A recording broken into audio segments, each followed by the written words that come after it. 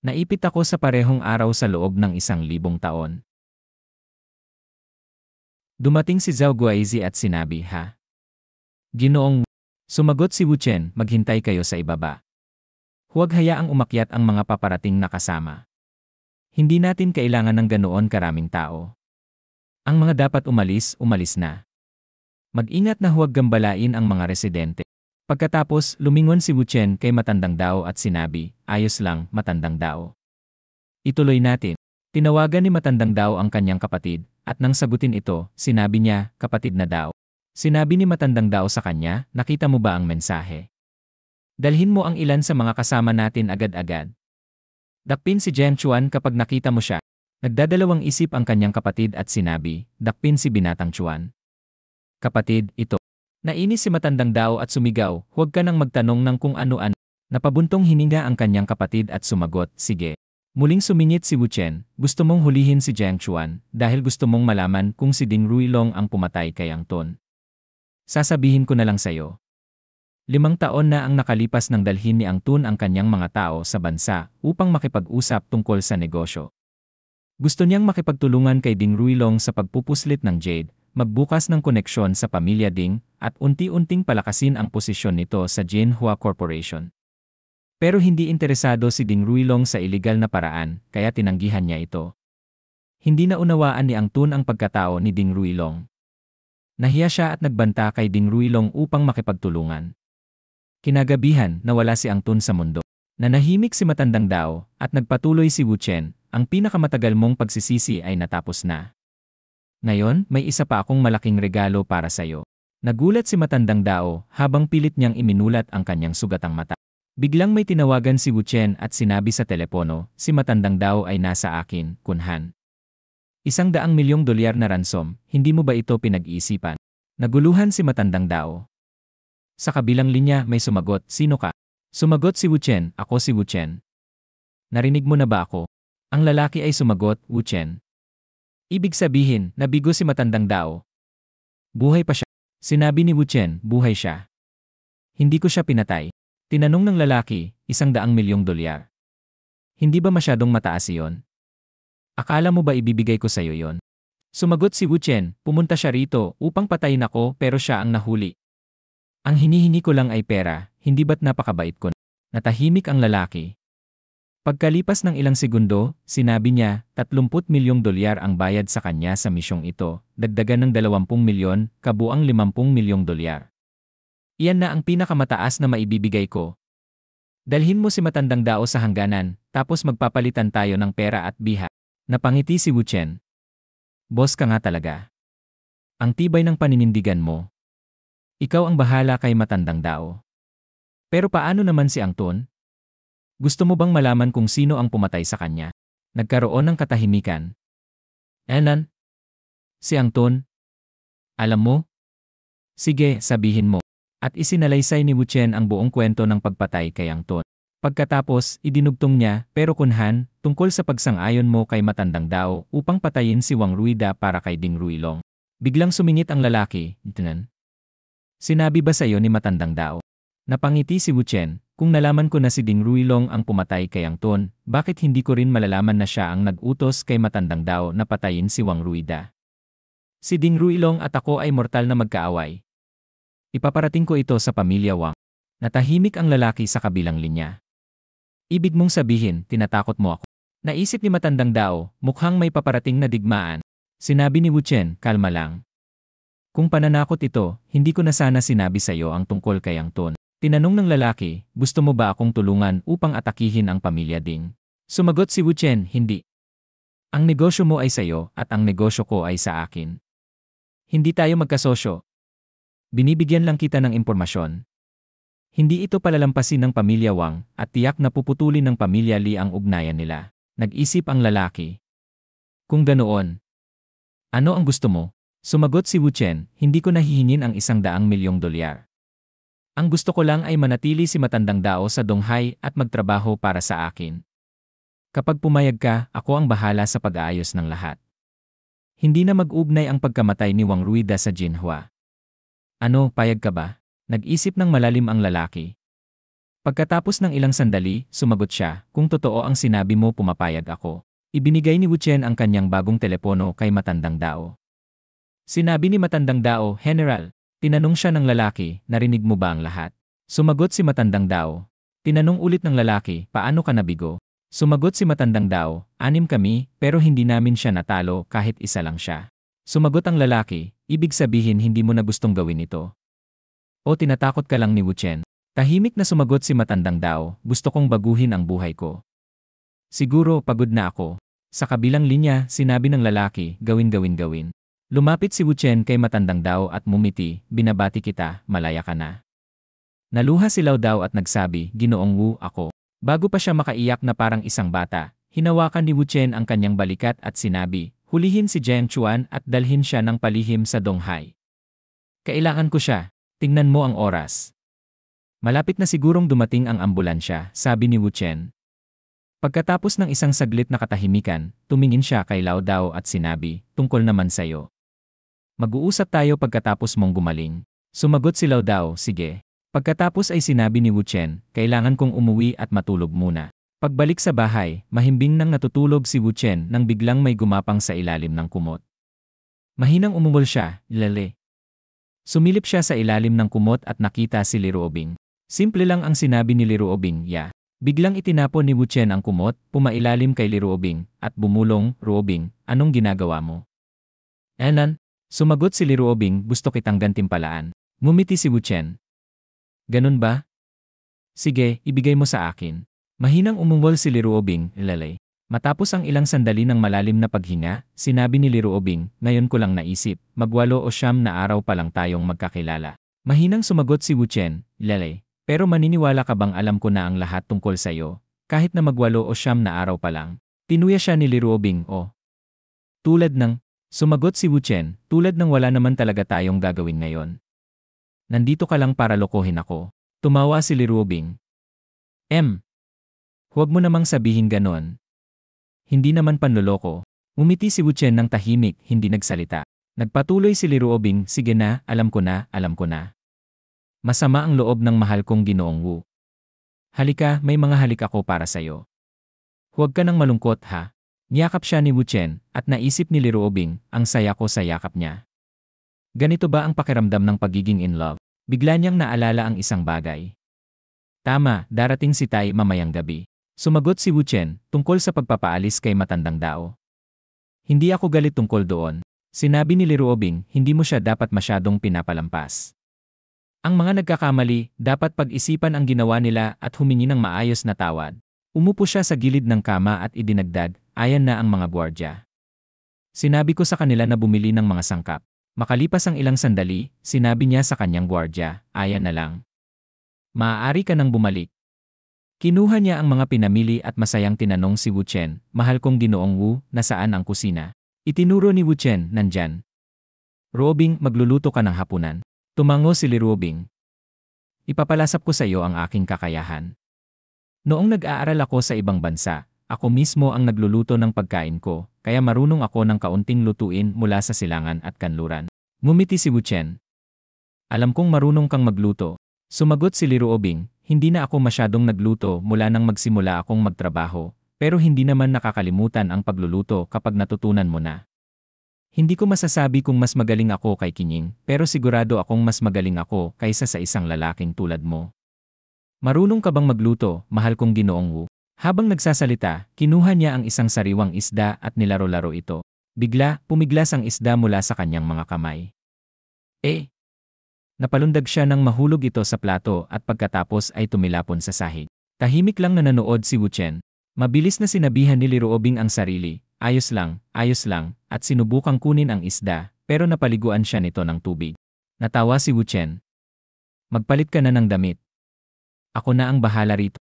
Makalipas ang ilang sandali, hinubad niya ang kanyang damit at naligo. Iniisip, gusto kong magluto ng hapunan at kumain bilang isang pamilya pagdating ni Tai. Isa lang ang kapatid ko. Ayokong mainis si Wu Chen kay Tai dahil sa nangyari kay Matandang Dao. Kasalanan lahat ng isdang ito. Wala na akong oras. Tatawag na lang ako ng chef para magluto. Bigla, may naamoy siyang masarap at naisip, Jianan.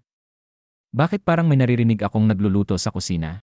Lumabas siya at nakita ang isang nakahain ng masarap na pagkain sa mesa. Tinanong siya ni Wuchen, ano ang tinitingnan mo? Naisip ni Liruobing, marunong pala siyang magluto. Tama, ano ba ang hindi niya kaya? Si Wuchen mismo ang nagluto para sa akin. Kailangan kong kunan ito ng litrato. Mabilis niyang kinuha ang kanyang telepono, kinuhanan ng larawan, at tinanong, mahal kong Ginoong Wu, nakapagluto ka na ba para kay Su Qingning? Sumagot si Wuchen, hindi. Kung hindi mo bibilangin ang pagluluto ko sa bahay, kung ganoon hindi pa ako nakapagluto para sa isang babae. Ikaw ang una. Bigla siyang namula at nakaramdam ng init sa kanyang dibdib. Hinawakan niya si Wuchen at hinalikan ito sa pisngi. Wuchen! Mahigpit siyang yakap ni Wuchen at sinabi, sige na, sige na. Kaunting oras na lang. Marami pa akong lulutuin at parating na si Tai. Makalipas ang ilang sandali, dumating si Liruotai at tinawag, bayaw. Mainit pa ang pagkain. Sinabi ni Liruobing, kumain ka na. Ang bayaw mo ang nagluto ng lahat ng ito. Kumuha si Liruotai ng isang piraso ng pritong bawang at nagtaas ng hinlalaki. Buong hapagkainan. Bayaw.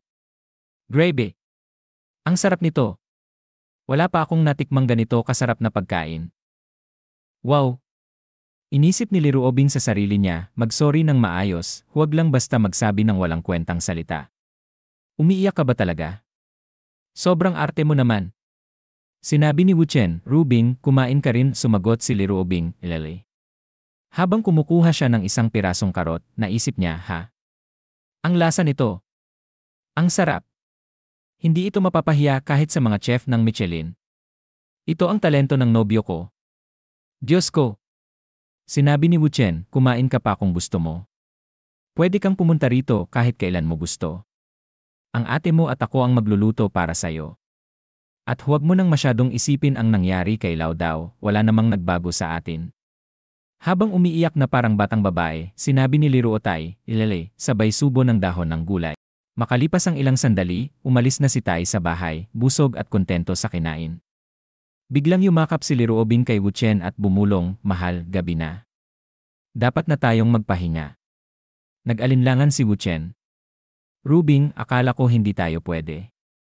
Pinigilan siya ni Liruobing, inilagay ang isang daliri sa kanyang labi, at bumulong, laging may paraan, kahit hindi convenient, ilang sandali ang lumipas, nagtanong si Wuchen, bakit nagtutoothbrush ka na naman? Sumagot si Liruobing, bago matulog, dapat mag-toothbrush. At pagkatapos gawin yon, dapat ulit mag-toothbrush. Nagbilang si Wuchen, nag-toothbrush ka pagkatapos ng morning exercise, noong alas 5, at ngayon, alas 7, nagtutoothbrush ka na naman. Di ka ba natatakot na masira ang ngipin mo sa sobrang toothbrush? Pang-aasar ni Wuchen. Kapalmuks, pabirong sagot ni Liruobing. Naghanda ako ng almusal. Gusto mo? Alok ni Wuchen. Pas may meeting ako sa kumpanya, sagot ni Liruobing. Ikaw? Pupunta ka ba sa kumpanya ngayon? Hindi. May asikasuhin ako, sagot ni Wuchen. Tinutuntun mo si Wuyurong, tanong ni Liruobing. Hindi, sagot ni Wuchen. Ngumiti si Liruobing at sinabing, maging mabait ka ha. Aalis na ako. Ilang oras ang lumipas, sa opisina ni Liruobing, biglang tumunog ang kanyang telepono. Hello, Miss Lee, sabi ni Su Qingning. Alam mo ba kung saan nagpunta si Wuchen? Enan? Ano? Hindi mo siya mahanap, tanong ni Liruobing. Sabi niya, wala siya sa Donghai, pero ayaw niyang sabihin sa akin kung nasaan siya. Kahit anong pilit ko, sagot ni Su Qingning, halatang nag-aalala. Okay, ako na ang magtatanong.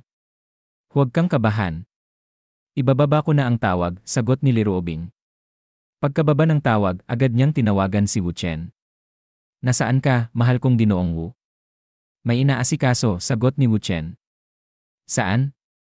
Anong negosyo? Usisa ni Liruobing.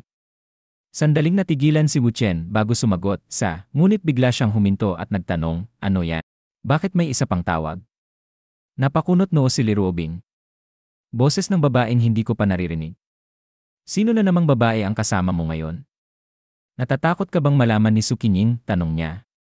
Hindi ako natatakot ipaalam kay Qingning, sagot ni Wuchen. Ako ay, sinalo ni Liruobing ang sagot niya. Sige na nga, Ginoong Wu, ituloy mo na ang negosyo mo. Ayoko nang istorbohin ka. Dalawang pangungusap pa lang tayo, ilang tawag na agad. Tama na yan. Ibababa ko na ang tawag, Rubing, sagot ni Wuchen at pinatay ang telepono. Samantala, sa Modu, sa harap ng ikalimang matanda, Mao si Rusong, kaibigan, bakit hindi mo na lang sabihin ng direkta? Huwag na tayong mag-aksaya ng oras, sabi ni Mao si Rusong. Isang babae ang biglang sumabat, Fifth Elder, niloloko ka lang niya. Tignan mo, may tatawag na naman. Tumunog ang telepono ni Wuchen. Ano sabi ko, natatawang sabi ng babae. Nairita ang Fifth Elder. Tapos ka na ba? Ha, niloloko mo lang ako. Tumayo siya at itinutok ang hawak na water gun. Hindi mo ba pwedeng basagin na lang yang telepono mo kung gusto mong pag-usapan ang negosyo? Hayop! Ako, biglang natigilan siya nang maagaw ni Wuchen ang water gun mula sa kanyang kamay at siya naman ngayon ang tinutukan nito. Nagulat ang Fifth Elder. Anong nangyari? Paano napunta sa kanya ang baril? Napasigaw ang babae, multo, sabay pikit at tinakpan ang kanyang mga tainga. Nagpanik ang mga tauhan ng Fifth Elder. Bro! Fifth Elder! Sabay nilang itinutok ang kanilang mga water gun kay Wuchen. Lintik ka, bulong ng Fifth Elder, pero biglang tumunog ulit ang telepono ni Wuchen. Napabuntong hininga ang Fifth Elder. Tumatawag na naman ang telepono mo, kaibigan. Sasagutin mo ba? Kalmadong sinagot ni Wuchen ang tawag. Hello! Mula sa kabilang linya, nagsalita ang CEO ng Senlan Group, ang itim na balo ng negosyo sa Donghai, si Wu Yurong. Sino na namang babaeng kasama mo, at ang tagal mong sumagot? Inis niyang tanong. May inaasikaso lang, sagot ni Wuchen. Hindi mo ako tinawagan buong araw. Napakawalang puso mo, reklamo ni Wu Yurong. Ngumisi si Wuchen. Bakit ba atat na atat ka? Miss mo ako. Sobrang miss kita, hindi ko na matiis. Napanaginipan pa nga kita kagabi, diretsong sagot ni Wu Yurong. Pwede ba tayong mag-lunch ngayon? O kasama mo si Lirobing? Nasa labas ako ng estado. Babalik ako sa Donghai sa loob ng 2 araw, sagot ni Wuchen. Napabuntong hininga si Wu Yurong. Umalis ka pa talaga? Sige na nga, tapusin mo na yung negosyo mo, loko ka. Sige, tatawagan kita mamayang gabi, sabi ni Wuchen bago ibinaba ang tawag. Sa sandaling iyon, isang tauhan ng Fifth Elder ang biglang sumugod mula sa likuran ni Wuchen at tangkang sasaksakin siya. Mabilis na lumingon si Wuchen at binaril ito gamit ang water gun, dahilan para mabitawan ng lalaki ang kanyang patalim. Nagulat ang goon. Patay na ako, pero habang lumilipad ang kutsilyo sa hangin, napagtanto niyang, buhay pa ako.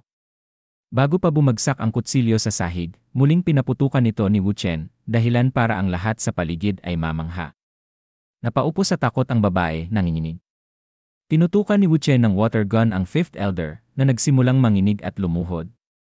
Kaibigan, hindi ko alam kung sino ang nag-utos sa'yo laban sa akin. Bibigyan kita ng 20 milyon, hindi 50 milyon. Sige, 50 milyon. Palalayain mo ba ako? Tarantang sabi nito habang mabilis na inilabas ang kanyang cellphone at binuksan ang WeChat. Iniisip ni Wuchen, hindi ba sapat ang 50 milyon? Aba, mas mahalaga ang buhay ko. Bibigyan ko siya ng mas malaki. Nagmakaawa ang ikalimang matanda, huwag mo akong patayin. Bibigyan kita ng 100 milyon. Hindi. Dagdagan pa ng 1 pang 100 milyon. Kahit magkano ang ibinayad nila sa'yo, dodoblehin ko. Desperadong alok ni Mao si Rusong, ang ikalimang matanda ng Modu. Kalma namang sumagot si Wuchen, ayaw ko lang talaga sa mga taong minumura ako. Ikalimang matanda, maaari ba tayong mag-usap ng tayo lang? Tumango ang ikalimang matanda at inutusan ang kanyang mga tauhan, narinig nyo. Lumabas kayo. Inilahad ni Wuchen ang kanyang kamay upang tulungan siyang tumayo at sinabi, bumangon ka. May 1 bala pa sa baril. Itabi mo pero mag-ingat ka, baka may matamaan ka. Sabay inabot ang baril sa ikalimang matanda. Napatawa ito ng hilaw. Nakakatawa ka talaga, kaibigan. Paano ko magagawang magbiro gamit ang baril sa harap mo? Sige, kahit anong gusto mo, susundin ko. Nagbago ang tono ni Wuchen. 3 taon na ang nakalipas nang ipain mo siyang kay Ding Ruilong, dahilan para pumalpak ang kanyang pamumuhunan sa Modu dahil sa espiya.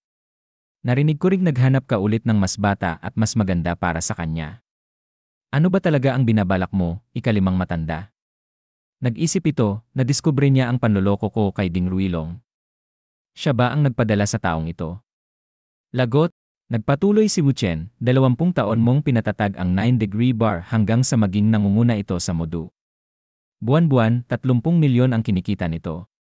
Hindi pa kasama ang iba mong negosyo, ang Modu Dingxiang Entertainment, Gold Magnet Ali, Modu Golden Art Model Acting Company, at marami pang iba. Ang halaga mo ngayon ay hindi bababa sa 30 bilyon. Muling nag-isip ang ikalimang matanda, Yitnen. Hindi ito tunog ng isang pumatay na ipinadala ni Ding Ruilong. Inalam niya ng husto ang tungkol sa akin. Bakit? Sa tingin ba niya kulang ang 100 milyon? Pinalma siya ni Wu Chen, huwag kang mataranta, ikalimang matanda. Makinig ka muna. Noong nakaraan, napilitan kang linlangin si Ding Ruilong, hindi ba? Utos iyon ng pamilya Gu ng Modu. Naguluhan ang ikalimang matanda, binanggit pa niya ang pamilya Gu. Ano ba talaga ang gusto niya? Ipinaliwanag ni Wu Chen, bagamat hindi sila nasa tuktok ng pinakamalalakas na pamilya sa Modu, malakas pa rin ang impluensya ng pamilya Gu dahil sa malawak nilang koneksyon. Ikaw na nasa Modu, natural lamang na malapit ka sa kanila. Hindi mawari ng ikalimang matanda ang ginagawa ni Wu Chen. Teka, anong pakay niya rito? Kaibigan, ano ba talaga ang gusto mong mangyari? Tanong nito, kinakabahan. Ngumiti si Wu Chen. Mahusay ang ginawa mo kay Ding Ruilong. Lumingon ang ikalimang matanda, may atraso ka ba sa kanya? Simpleng sagot ni Wu Chen. Biglang natawa ang ikalimang matanda. Hahaha. Dapat sinabi mo agad yan, kaibigan. Halos inatake ako sa kaba. Kung ganon, magkaalyado tayo. Maupo ka, mag-usap tayo ng mabuti. Nagtanong si Wu Chen, Boss Mao, narinig kong inaalagaan mo si Hishaiking. Napamulagat ang ikalimang matanda. Si Hishaiking. Mabilis niyang binalikan sa isip ang unang pagkikita nila. Noong una ko siyang nakita, gusto ko na siyang angkinin. Pero may kakaiba sa kanya, para siyang isang panganib na hindi mo dapat galawin. Inimbestigahan ko siya at napansin kong tunay ang lungkot sa kanyang mga mata. Gusto ko siyang tulungan pero alam kong delikado. Kaya pinili kong panoorin na lang siya sa malayo, kasabay ng pagpigil sa ibang lalaking lumapit sa kanya. Isa itong paraan para maiwasan ang tukso at isa rin itong pabor kay Ding Ruilong. Ngayon lang niya naisip Kaya pala may galit siya kay Ding Ruilong. Siguradong may relasyon sila ni Hishaiking. Tama. Isa lang ang pwedeng mangyari, kailangan niya ng malakas na kasangga para maprotektahan siya laban kay Ding Ruilong. Ngumisi ang ikalimang matanda.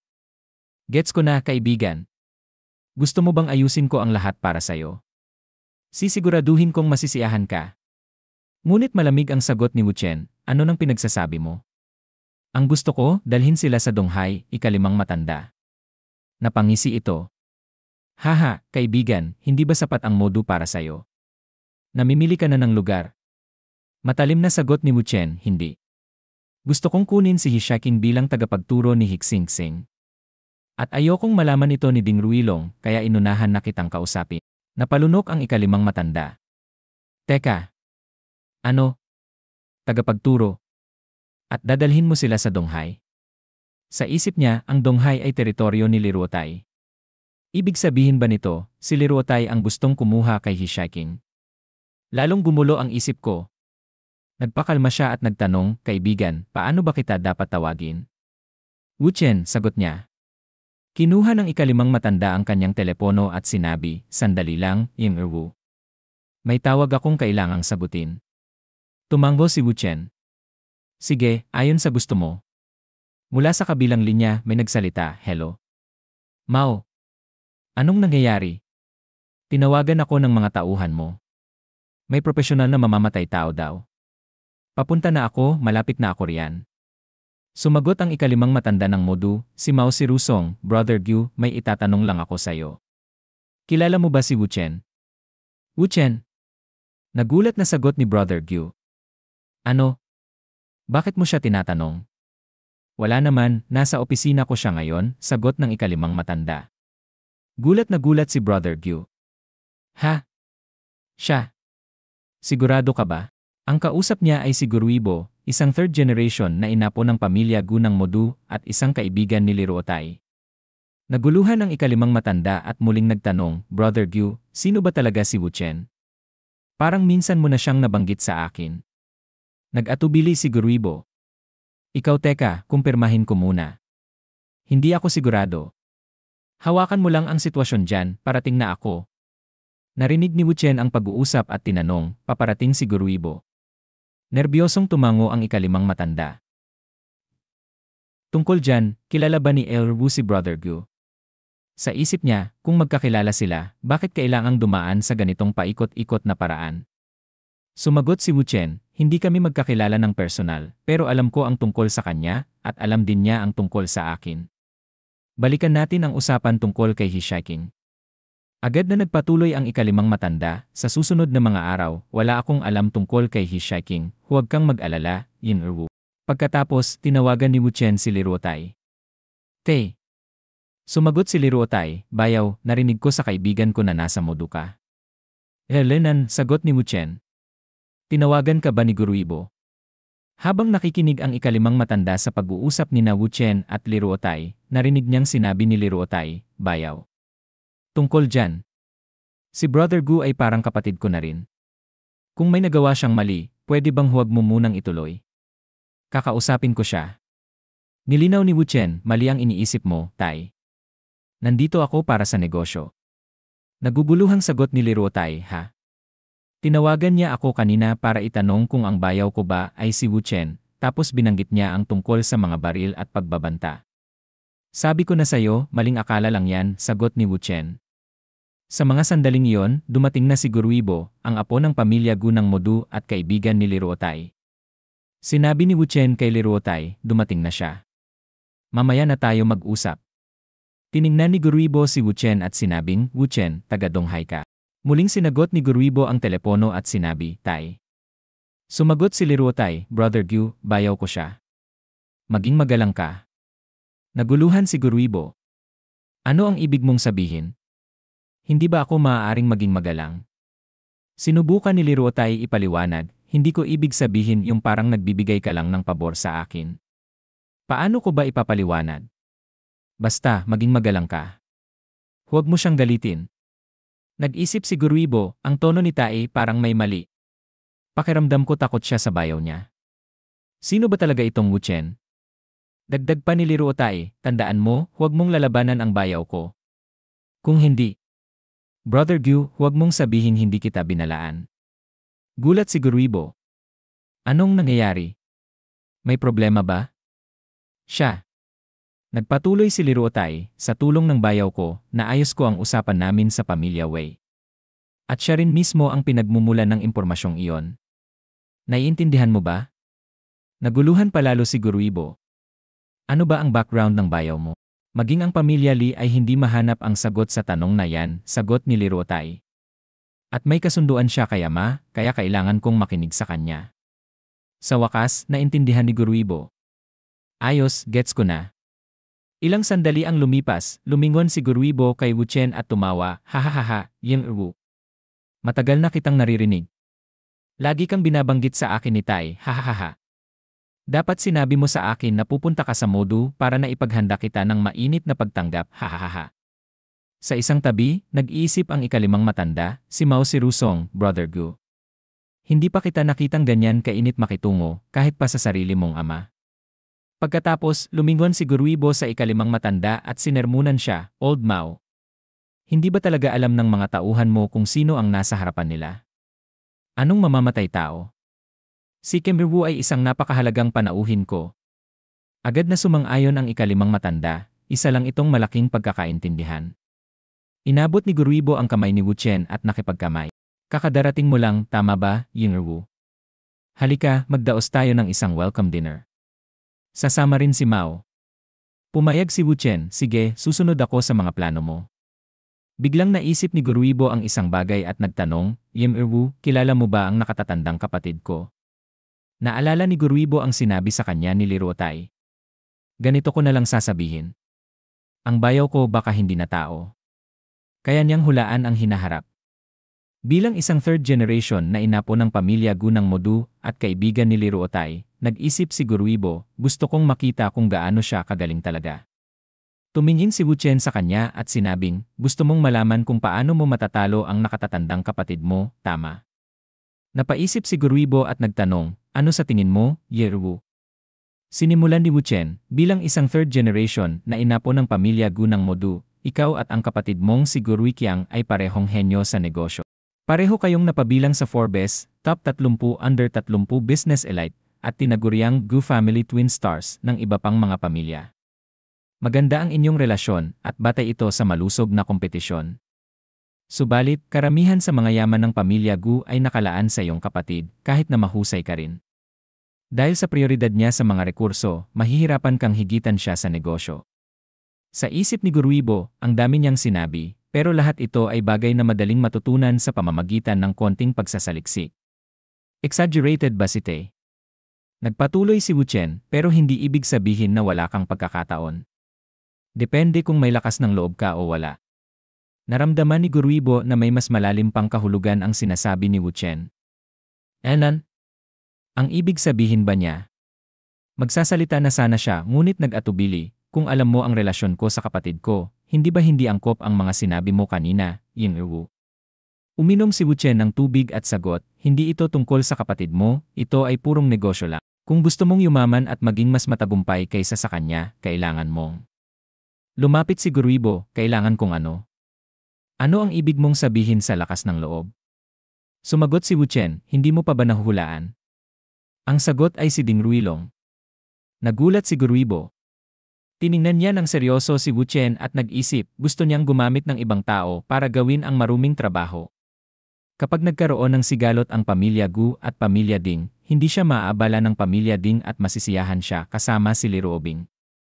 At ang pamilya Gu ay maaaring. Nag-alinlangan siya. Hindi, malinaw niyang sinabi na tungkol lang ito sa negosyo. Ang ibig niyang sabihin, hindi niya ako hinihikayat na patayin si Ding Ruilong. Dapat ko siyang tanungin ng mas malinaw. Diretsong nagtanong si Guruibo, ibig mo bang sabihin, kukunin ko ang negosyo niya? Matagal ko nang nilalabanan si Ding pero kung tutuusin, ako ang nasa dehado. Tumango si Wu Chen, alam ko ang tungkol sa kompetisyon mo laban kay Ding. Ang dating estratehiya mo ay hindi nagagana. Kaya ko tinanong kung handa kang sumugal.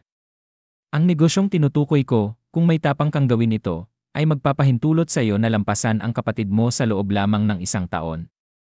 Nagulantang si Guruibo. Sobrang exaggerated niyan. Pero kung negosyo lang talaga ito, at may garantya si Tai, handa akong itaya ang lahat. Matapos magdesisyon, sinabi niya, Ye Wu, gagawin ko ang negosyong ito. Maganda, sagot ni Wu Chen. Kinuha niya ang kanyang telepono at tinawagan ang C ng Senlan Group, ang Black Widow ng mundo ng negosyo sa Donghai, si Wu Yurong. Ilang sandali pa, sinagot ni Wu Yurong ang tawag at pabirong sinabi, ikaw talagang pilyo ka, hindi mo palang ba ako tinawagan kanina? Mismo na agad ako. Kalma lang na sagot ni Wu Chen, pumunta ka sa Modu. Nagulat si Wu Yurong. Enan? Ngayon? Hindi mo ako paalisin agad matapos lang ng ilang salita, di ba? Walang alinlangang sagot ni Wu Chen, ngayon. Hindi. Tumawa si Wu Yurong. Sige, pupunta na ako agad.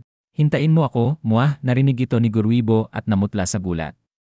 Ang boses na ito hindi ito boses ng kapatid ni Tai. Sa kanyang isipan, siya ang kasintahan ni Li Ruobing, pero may iba pa siyang babae sa paligid niya. Hindi importante ang mga bagay na ito. Ang mahalaga ay kung paano ko malalampasan ang kapatid ko. Kung magagawa niya akong mas matagumpay, ituturing ko siyang pinuno ko.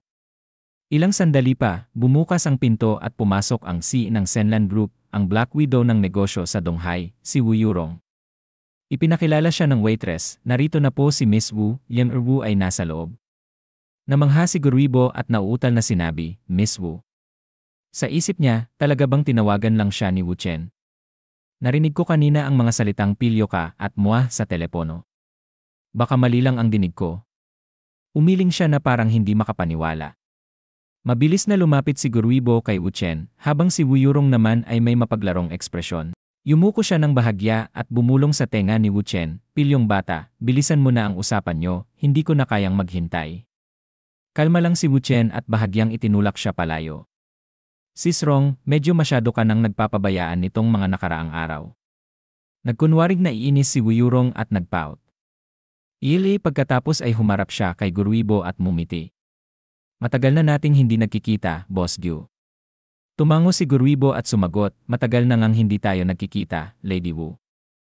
Habang pinagmamasdan niya ang kilos ni na Wu Yurong at Wu Chen, nag-isip si Guruibo, isang tunay na diyosa na kakaiba kay Wu Yurong. At itong si Wu Chen. May kung anong misteryo sa kanila.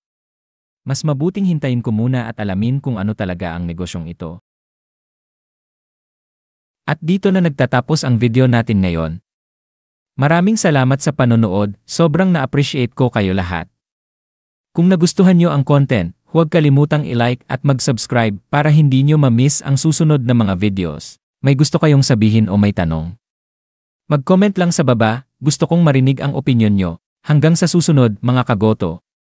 Stay awesome, stay curious, at kita-kits sa next video.